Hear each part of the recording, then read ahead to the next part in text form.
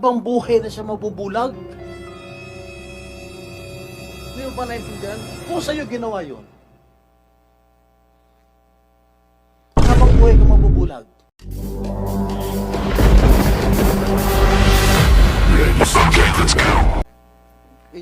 From your own personal This- perspective, yes. naging patas ba ang komite? Maybe we can ask first the spouses before the council reacts. We can ask, siguro kahit isa na lang magsalita sa kanila. Hindi, si Sino? Ginang Franz. Ginang France. Naging Naging patas patas ba ho ba? ang komite sa pagdinig ng kasong ito? Kayo po ba ay pinagmalabisan ng komite? Kahit po minsan tumataas po ang boses dito ng ilang mga senador, kayo po ba ay nakaranas ng pagmamalabis buhat sa Committee on Justice and Human Rights?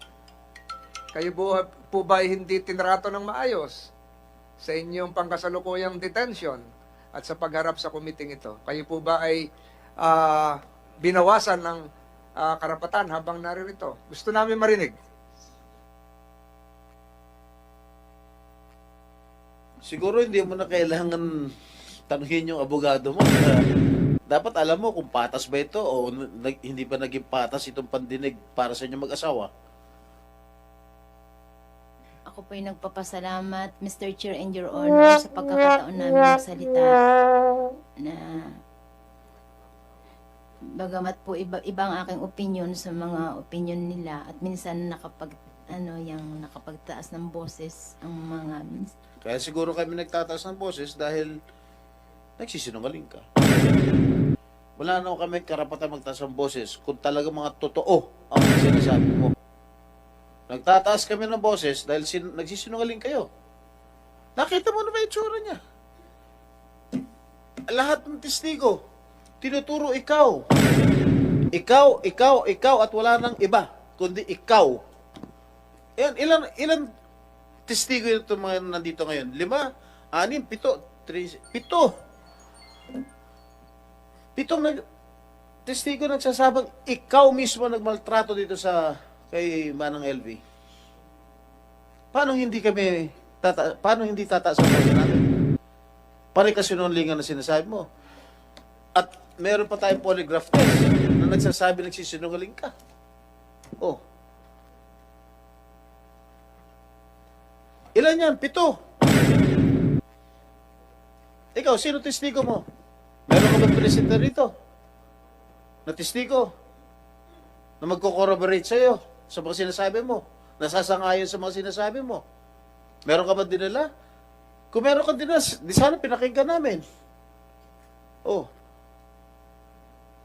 Itong mga ito, naglabasa na lang ito dahil naawa kay Aling LV. Hindi naman namin sila inimbita eh. Nagkusang loob sila pumunta rito para magtestigo sa ginagawa mong maltrato rito kay Aling LV. Makatao ba yung ginagawa mo? Hindi na makatao yan. Makahayop na yan. Mas masaol pa sa hayop yung ginagawa mo.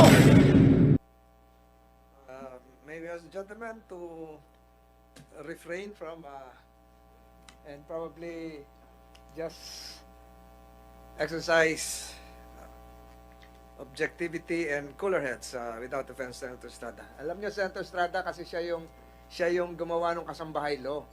Kaya ayaw niya rin na makita yung nagawang batas na hindi nasusunod at hindi umiiral. Hindi lang yan, Mr. Chair. Kaya naman, I'm sorry for raising my voice. Kaya naman talaga ako umiinit ang ulo ko, tumataas ang boses ko, dahil nakikita ko itong tao na masyado mo minaltrato. Habang buhay na siya mabubulag. Hindi mo ba naintindihan? Kung sa'yo ginawa yun, habang buhay ka mabubulag, matutuwa ka? Matutuwa yung mga kapatid mo? Matutuwa yung mga anak mo? Tingnan mo. Tingnan mo yung itsura. Nung pumasok sa'yo si Aling LV, hindi ganyan yung itsura niya. Ilan taon na kayo, Aling LV? 44 years old lang. Pero tingnan mo yung itsura niya. Parang mas maganda pa sa akin. Parang 70 years old na, 80 years old na sa ginawa niyo. Sa ginawa mo in particular.